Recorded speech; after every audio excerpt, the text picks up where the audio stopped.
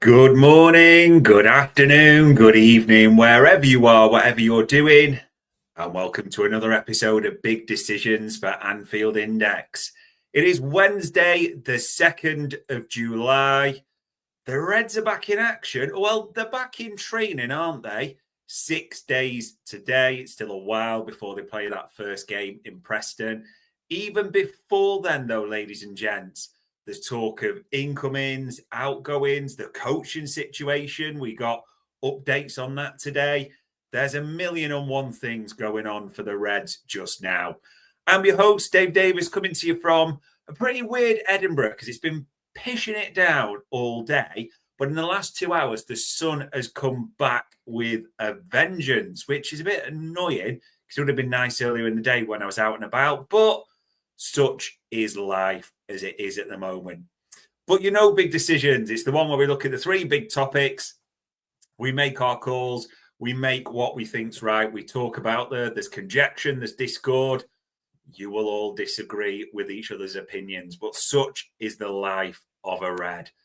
And funnily enough, where we start, we're not going to be talking about centre-halves for once. There's no talk about Mark Gay and that situation that seems to be developing. We're not even going to talk about the latest stories that's come out in the last hour or so. Suggestions that Liverpool and Bayern Munich and others are watching Castello Luqueba at Red Bull Leipzig. There's a name we've had before, back on the docket again. We're not going to really get into that. Not even Jarell Quansah being confirmed today as departing to Bayer Leverkusen. A brilliant goodbye message, which I would recommend everyone has a read of. No, we're going to be talking about three things. 2 down the left side, 1 down the middle, and maybe a cross between 2 when you look at it this way. So we'll get into it first of all. The Luis Diaz conundrum that Liverpool currently face. Some may argue it isn't a conundrum. Some may be it's closed now or thinking that way. But let's get into where we are with Luis Diaz, because we had development this morning, didn't we? If you go back to the start of the month, Barcelona, as many reported, made contact over Luis Diaz. Liverpool rebuffed it. Liverpool shut it down, saying full well, we know they lowballed. Absolutely no chance. So that interest was deleted. That was removed. And then we had Pipe Sierra, didn't we, the other day? Now, there's a translation on there from Google, but as he had on his exclusive show, and I'm trying to think how many days ago was that? June the 26th, so just shy of a week, as he tweeted, Luis Diaz and his entourage are upset with Liverpool's silence. They feel the club has gone back on their word once again with the player, and that related to the contract renewal, didn't it? As it says there as well. Something similar had happened before with the renewal, and now there's the possibility of a transfer. Absolutely. Well, absolutely what? Because we got this update today, didn't we? This morning from various sources. Liverpool.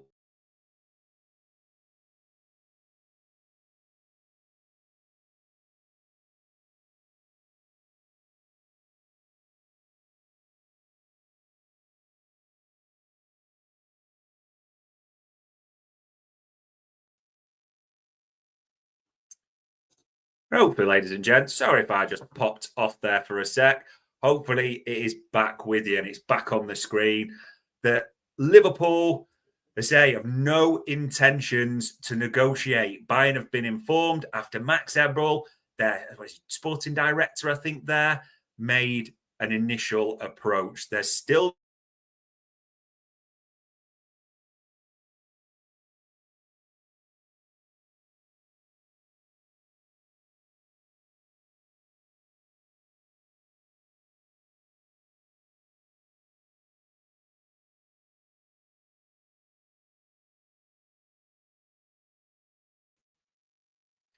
there we go. Still no agreement over a new deal. And with this one, I do wonder if it's almost a case of that Michael Edwards, Richard Hughes, whoever's in charge of this, are literally sat there answering calls, going, La na na na na, la na na na na, la na na na na na na na na na na. Luis Diaz is from Baranchas, and he's not for fucking sale. But is he? Is he? That's the real question, because we keep hearing this, and they've shut the phone down on Barca. They've shut the phone down on Bayern Munich. But you do have real questions about this. And other things just that came out this morning. Paul Gorst had it in his article, because Luis Diaz wages have been a talk for a while, haven't they, in all honesty? But actually the suggestions are that he's on around 140,000 a week, according to Paul Gorst. So that kind of put to bed that, what was it, 55k, I think the suggestions were from some sources. So it's not a bad deal, but the contract situation seems to be the major thing right now for Luis Diaz. And when we look at this, all the chips are on his side of the table. Oh, sorry, Liverpool side of the table. Let's just correct that. Sorry, Liverpool side of the table. As in, he's got 2 years left to go. Yes, he absolutely is 28 years old. So that comes into the mix. And the one thing I would say, if they do keep Luis Diaz, right this moment in time, and I'm not saying he's the same player by any means, but he ticks the versatile forward boxes. So that's in the mix, number one. And number two, I would also say that, I'm phrasing this carefully, he's produced Mane-esque numbers last season. I'm not saying he's Sadio Mane, but as quite a few have suggested, Mane-esque numbers for the first time. And I don't want to rewrite history on this, because if you look at the tale of Luis Diaz last season, across the two biggest competitions, 16 goals, 5 assists, 21 goal contributions. But there were peaks and troughs, weren't they? Because he was banging them in for fun at the start of the season. We all remember that double at Old Trafford, don't we? That was brilliant. Then there was that big run in the middle where there was nada. And then there was the run at the end. A real, as I say, peak and trough season. But ultimately, it was Mane-esque numbers. I don't think you can deny that at all. I am torn on this, because if you keep him, I still think he's one of the best forwards in the league. I really do.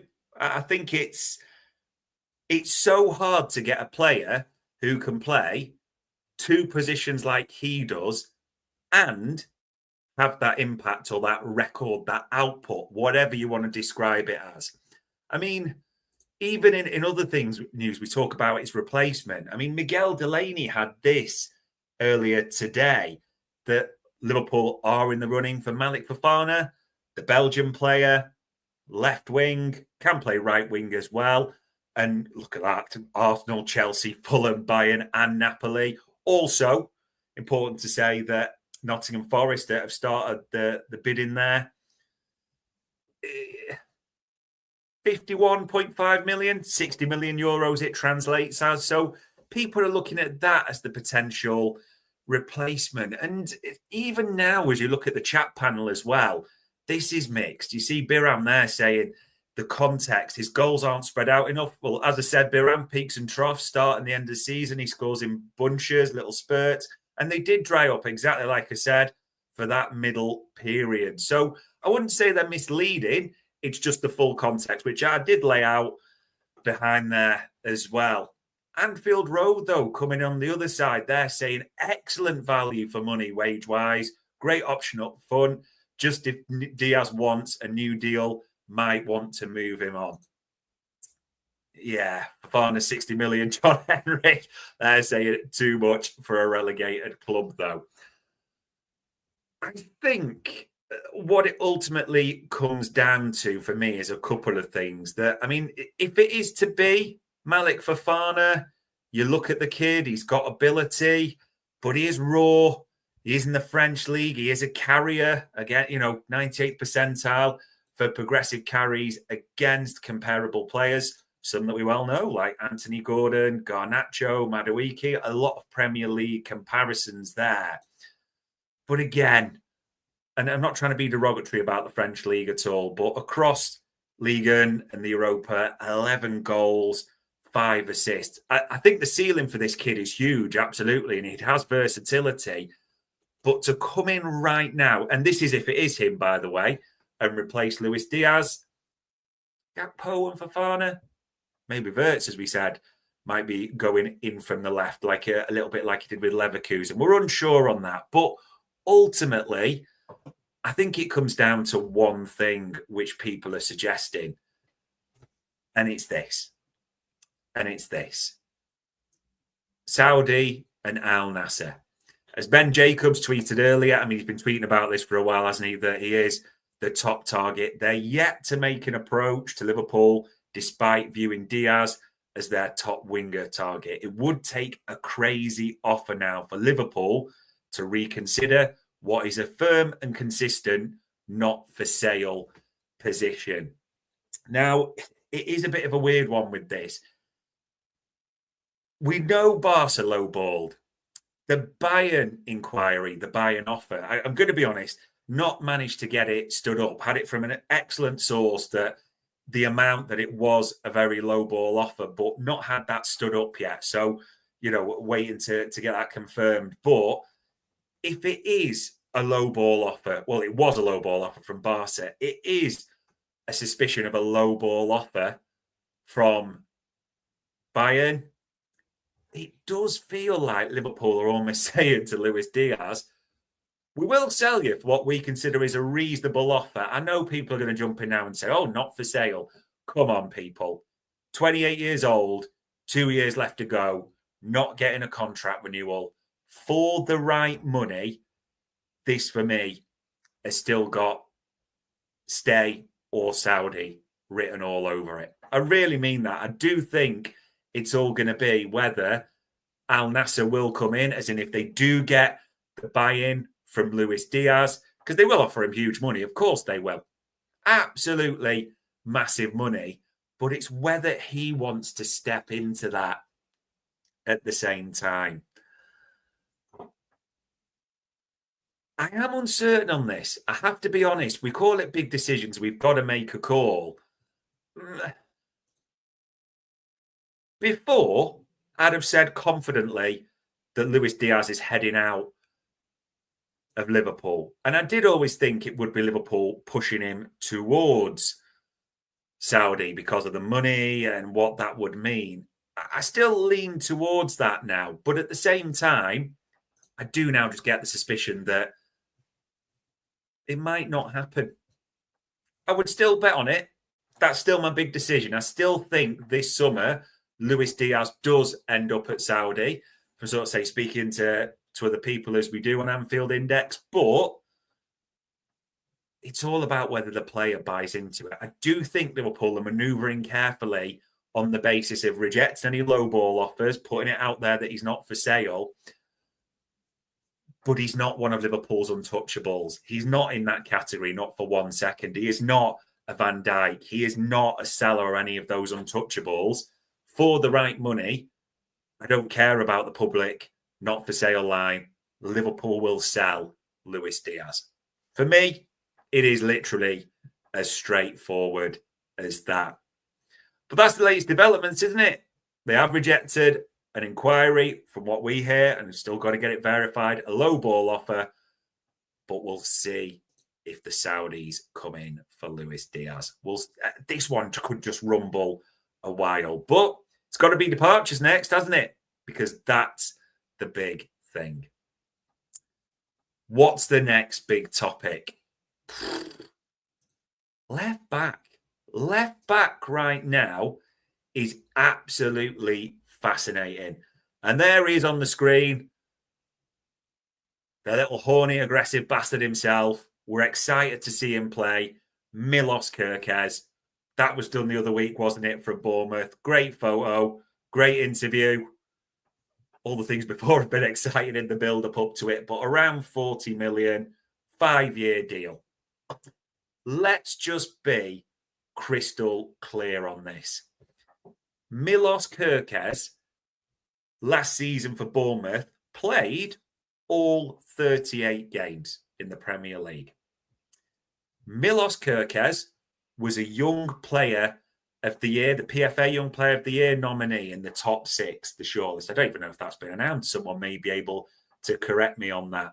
But in the Premier League alone, 7 goal contributions, 2 goals, 5 assists. Okay? Only 21. It's hard to, I think people forget, younger than Harvey, younger than Kwanzaa, younger than Morton, all those players that went to the under-21 tournament. Liverpool have signed a player to be a starter. Milos Kerkez, and I keep seeing this, that people going, oh, we'll share the minutes. Like, I don't agree with that.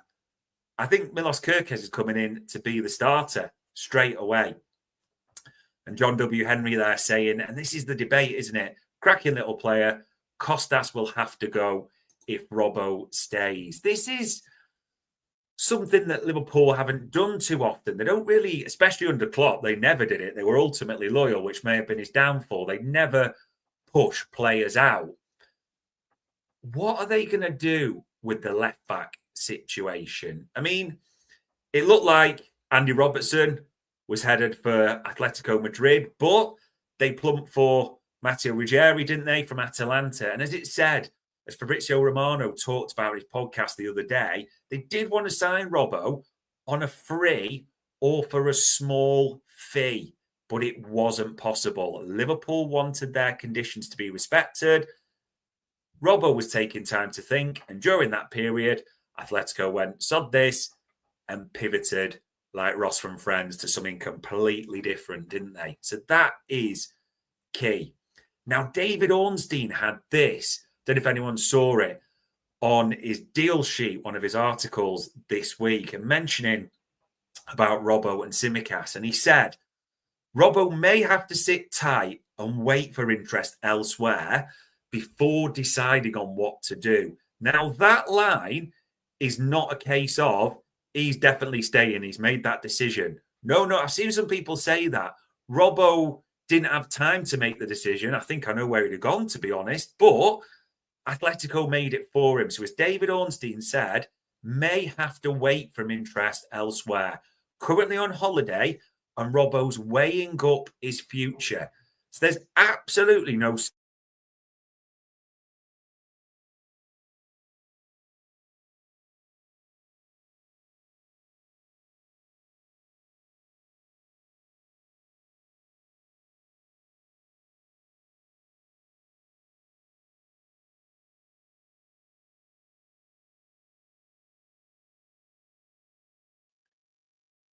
There we go. I thought you were talking or people weren't responding, but it was me. I just kicked the power off. So apologies for that, ladies and gents. But Tsimikas as well.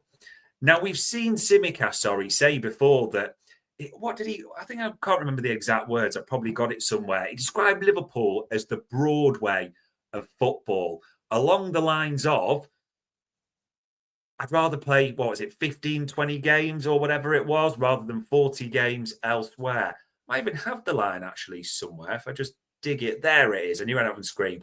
I'd rather play 27 to 29 games here than 40 at any other club.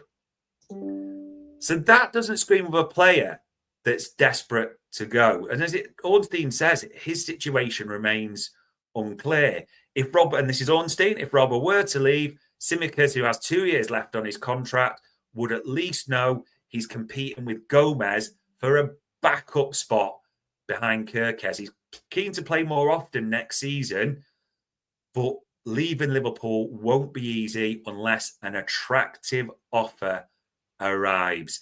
And as people are mentioning, we all know who Robbo's agent is and who he's the brother of and all those types of things. So that's a little bit into the mix at the same time.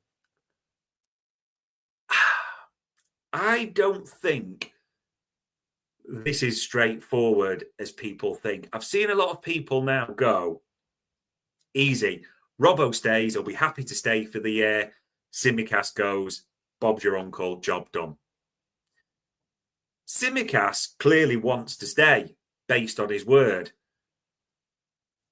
His interview, and that comes from his home country, doesn't it, in Greece. Tsimikas has been a backup. We don't know right now for definite if there is any live offers, shall we say, for Kostas Tsimikas on the table. Robbo as well. I mean, Robbo was the first choice left back. It wasn't really a rotation. That's easily proven by the fact that when you look at the minutes for Robbo in the Premier League and Champions League, just shy of 3,000, wasn't it? Yeah. And when you look at Kostas in the same two competitions, what, around just shy of 1,300 minutes? So let's be clear, 3,000 against 1,300 minutes. So in the two biggest competitions that Liverpool played last season, Kostas didn't even match half of Robbo's minutes. Now, there's a lot of things that go into that. And when you compare the two players specifically, I mean, actually, if you look at FBref, and what we've said this before, is per 90 maybe doing a bit of lifting, not heavy lifting, that would be unfair.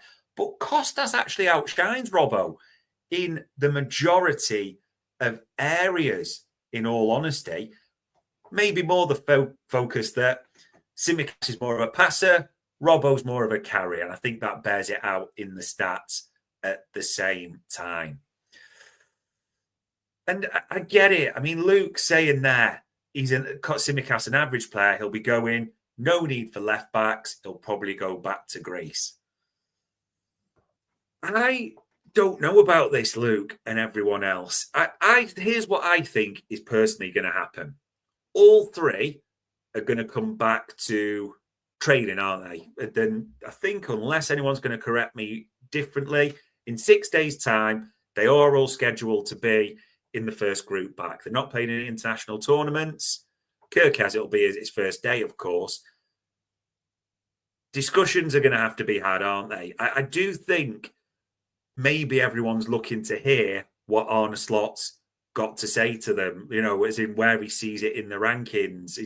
I'm sure they'll all be aware that Milos Kerkez has come in to be the starter, to be the main man. Like we said, you look at his minutes, his age, he's got to, he's going to be making his mark this season.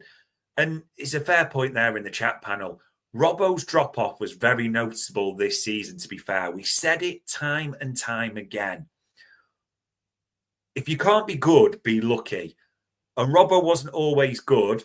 And Robbo was definitely at the scene of the crime a lot of times last season. You think of games like Fulham and other ones, own goals and, various things.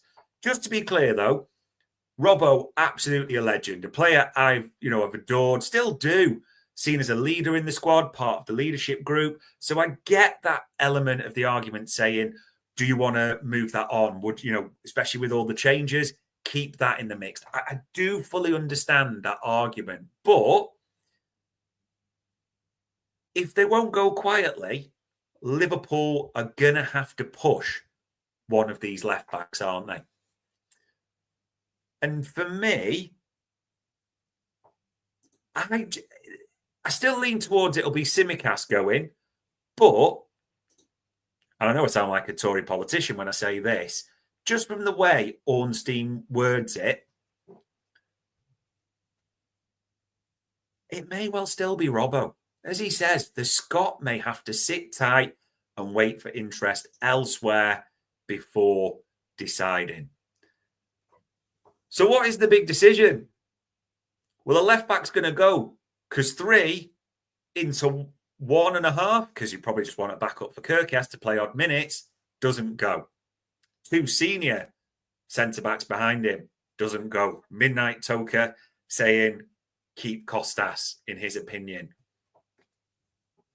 I'm going to proper get splinters in my arse over this, which is kind of against the nature of big decisions, but I am definitely not certain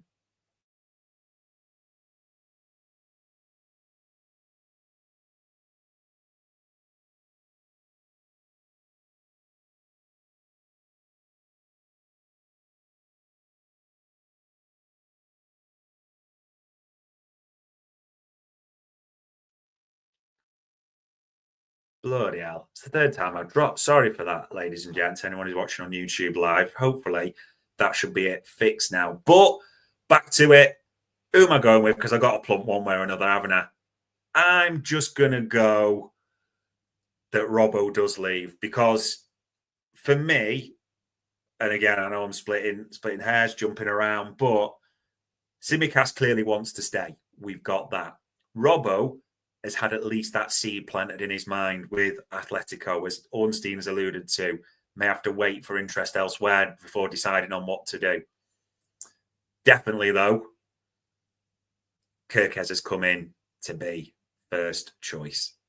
We will see what develops with the left back, but I'll tell you, there's no way we're starting and keeping them wages for 3 left backs this summer. I am kind of fascinated to see what happens there. And the third and final category for this week on Big Decisions, changes at the front, changes at the back.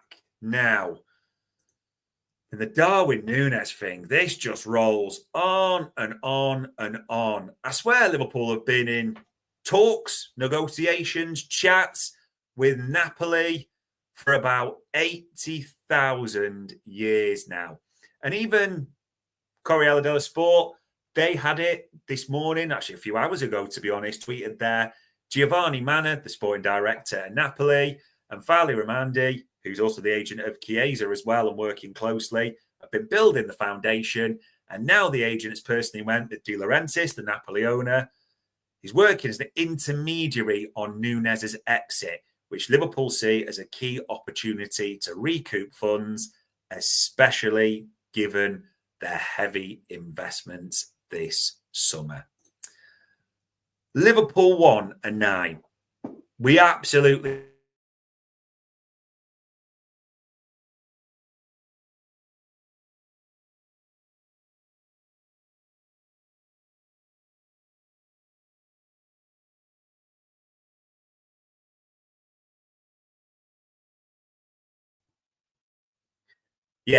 Liverpool won a 9.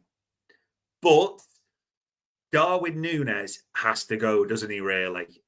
Because we know about the non-homegrown spots and we're oversubscribed, if you want to call it that, on those. Low ball is the word, isn't it, at the moment? All the reports are that Napoli are falling well short of Liverpool's valuation. And, I mean, Liverpool's valuation for Darwin Núñez is starting to look, I'm not saying pie in the sky, but suggestions that the valuation is still around what? 60 to 70 million, I think is the suggestion from various reports at the moment. Again, as we've mentioned this before, but we've heard at Anfield Index that there's plenty of interest. We said it on the transfer show, but there's not interest around that price. Will Liverpool budge on it to get that forward in? That's the big question, because Núñez has got to go before another striker comes in. And listen, you know the names, ladies and gents. You know the players that are being linked with the striker situation. I mean, the big one from Plettenberg, Fabrizio Romano have mentioned these names. The Geordie favourite, Alexander Isak. Yeah, we'll have a quick reference update with him. Hugo Ekitike, as even Fabrizio Romano mentioned the other day. That's in the mix, isn't it? The Liverpool are still keeping that lit, as it were. And then, as Luke FC mentions there, Osimhen back in the news again. Reports that Chiesa, Núñez, and 17 million for Osimhen. I think that's a bit fanciful from Napoli. There's taking the mick, and then there's like, yeah. I don't know what Núñez's valuation is.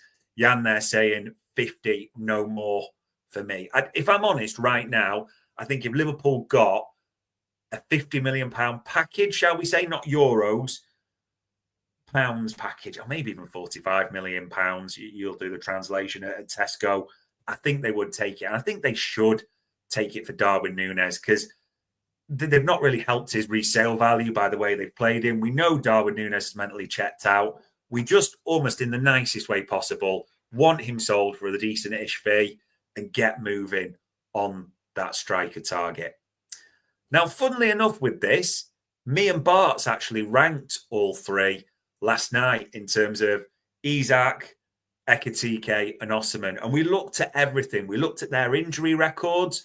We looked at the years. We looked at their XG. We looked at understat. We looked at it all from the statistics point of view to really rank them. May or may not be too many surprises. Again, it's all going to come down to opinions on how you see each player in the rankings. You know, blow my own trumpet here, but well worth a watch. You may debate certain things. You may disagree. But full insight, full transparency, we looked at all the stats we could. And probably the big call out is some injury records aren't as bad as you think. Some injury records are comparable. Off the ball work, question marks maybe over all three in different ways. But maybe best saying in summary, if Liverpool want to win right now, which with the elite players coming to the end of their deals in a couple of years, there's only two players that are really suitable. Won't say any more. I'll let you decide if you watch that at the same time. Now, the Geordies, they've not been happy with us recently, have they? Let's be completely honest. And even one of their journalists, Lee Ryder, is coming for a lot of stick from different people recently. But he did a Q&A today where he was asked about Alexander Isak and where he stands right now. And this was probably the big section I just wanted to show for you. That question that was put to him. I'm hearing rumours that Isak wants to leave. Is this true? Now, it's funny because we've been honest, and I think various Liverpool reporters have say that Isak does want to join Liverpool, but putting in a transfer request and all that is a little bit different. So let's see what Lee Ryder replied today. What is very true at this moment is that Isak hasn't handed in a transfer request or demanded any crisis talks. It's quite the opposite in that he's calmly assessing the situation and is due to report back for pre-season next week. Things can change, but I don't see any play from the striker to push for a move. The plan was to sit down and talk about a new contract, and that remains the case. Totally not convinced on this right now, personally. Not even remotely. We've seen the different things from the Geordie side, haven't we? Around, first he wasn't for sale. Now there's a crazy price tag on him, or came up, wasn't it, 150 up to 200 million. Then they were surprised when they're struggling to do these contract renewals because they've got 150k ceiling, but they're valuing players at 150 million. So then wondering why players are wanting to be paid at that level as well. What I think is important to say still is I'm still not 100% convinced it is Alexander Isak. I still have a sneaky feeling that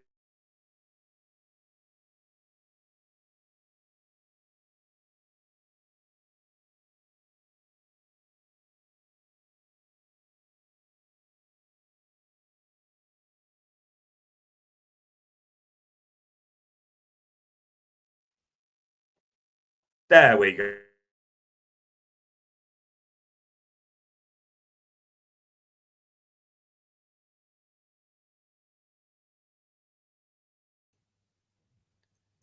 There we go. Hopefully, ladies and gents, this laptop, I think, is not playing ball. I've got a full reboot to do. This is not me trying to build the dramatic edge, I promise, that way at all.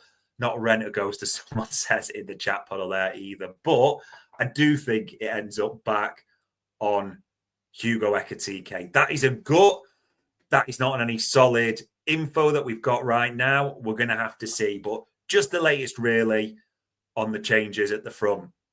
Now, the back office. This came out today, didn't it?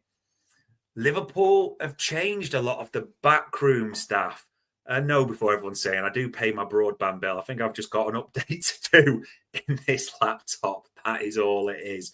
But the changes to the backroom staff. That Giovanni Van Bronckhorst is confirmed to replace Johnny Heitinger as the assistant coach. Great news, brilliant news on that one. Also, Xavi Valero. Do you remember him? the Scouts perm himself, Rafa's goalkeeping coach, he's back after a number of years at West Ham, which then thought, well, if those two are back when people first saw this, who is off? And I think there's a bit of sad news to this. Bidding farewell, and I'll probably pronounce the first name wrong, but Fabian Ota, I think it's pronounced, and Claudio Taffarel. Now, the fascinating thing around this today, Taffarel's got 17 kids. Did anyone see that? What a shagger. 17 kids. Huge family. So it's probably understandable in a way that he's heading back to Brazil eventually. Now, I can't pretend that I knew too much about Fabian Ota, but doing a bit of digging on this today, this I'm not seeing as a good sign by nature that it was seen as a real coup, was the info we got at Anfield Index when Liverpool managed to land him last summer. Real forward thinking goalkeeper, apparently. And also, it was linked to the FSG Academy of Goalkeepers they were wanting to get set up. And there's various speculation at the moment as to what that is right now, why that's going on. I've seen suggestions today that maybe wants to return to the US, where he's been working previously. It's all a little bit of speculation. Who knows, in all honesty. But the one thing that ultimately worries a few, and I understand this, is Taffa's departure. What does that mean for Alisson? Because we just talked about number 9s, but no one wants to lose the holy goalie. Now, he's talked before on international duty after the season finished for us, saying that, I'm happy at Liverpool. I've got a year left to go on my deal, and the club have an option to extend it for another year, so up to 2 years. And it's World Cup year as well, isn't it? Or World Cup next summer as well. So you thought, brilliant, that put to bed any of the Saudi suggestions and rumours. However, as bonkers LFC asked me there, do you see Alisson off after this season? I think that is now an absolute and real possibility. I think that Luke agrees there he'll go end of next season, which, listen, the holy goalie is the best in the world. We want him to stay for as long as we can possibly get him. But at the same time, if he wants to go, more than earned the right to, hasn't he? And we can activate that year. We could get a fee for him. And this is planning ahead. But as John Acterbird said, when Taffa goes, that's probably the right to keep an eye on Ali. It's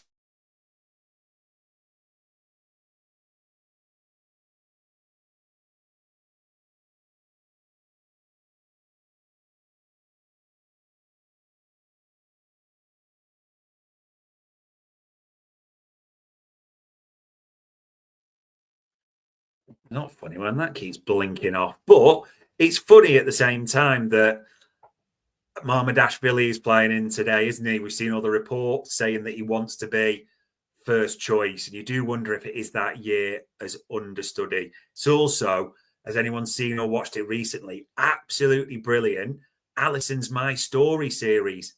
Absolutely sensational. Honestly, I'd implore you to watch that if you've not seen it at all. But all those things going into the mix just makes me think that this is the last year of Alisson. Could be wrong, hoping I'm wrong. But if we get the great man for one more year, so be it. They've got to be replaced eventually, haven't they? Mamardashvili coming in, so I'll have all the photos of that big handsome bastard as well. But a lot of changes going on up front, potentially. A lot of changes going on behind the scenes. Yeah, with the coaches. A lot of changes going on potentially in the goalkeeping department. We will have to see what that brings. And yes, Gag's taking the piss there. Dave doing his best Houdini impression. There's a reset with this laptop before it goes out the window. And Mezzi Aquatic saying there, 1 and 1 equals 3. Hey, Mezzi, I'm all for Alisson staying for even longer.